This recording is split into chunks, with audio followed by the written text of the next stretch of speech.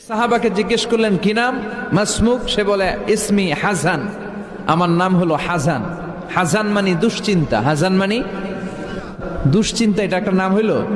বিষ্ণু বললেন তোমার নাম আজকে থেকে হাসান নয়, আজকে থেকে তোমার নাম সাহাল। বলে না ইয়া রাসূলুল্লাহ, আমার বাপ চাচা নাম রাখছে হাসান, এটা আমি ছাড়বো না। বিষ্ণু বললেন না, আসলে যাও।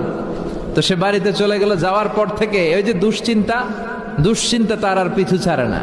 তার ব্যবসায় লস, তার চাকরিতে লস, ওর পেটে ব্যথা, ওর মাথায় ব্যথা, ওর জ্বর। সবাই বলে ওই যে বিশ্বনবী তোমার একটা সুন্দর নাম দিছিল, আনো নাই, এর বদদোয়া লাগছে, যাও নবীর কাছে মাফ চেয়ে নামটা চেঞ্জ করে আনো। হাসান ফিরে গেল বিশ্বনবীর কাছে, যে বলে ইয়া রাসূলুল্লাহ, আমার হাসান নামের দরকার নাই, গোষ্ঠী কিলাই হাসান, আপনি কি নাম কইছিলেন ওটা কোন? আবার বিশ্বনবী বলে আমি বলছিলাম আন্তা সাহাল। বিশ্বনবীর কাছ থেকে নাম চেঞ্জ করে সাহাল নিয়ে আসলো। সাহাল বলে যেদিন থেকে আমি নাম চেঞ্জ করেছি ওই দিন থেকে আমার জীবনের সব কাজগুলো সহজ করে দিয়েছে কে?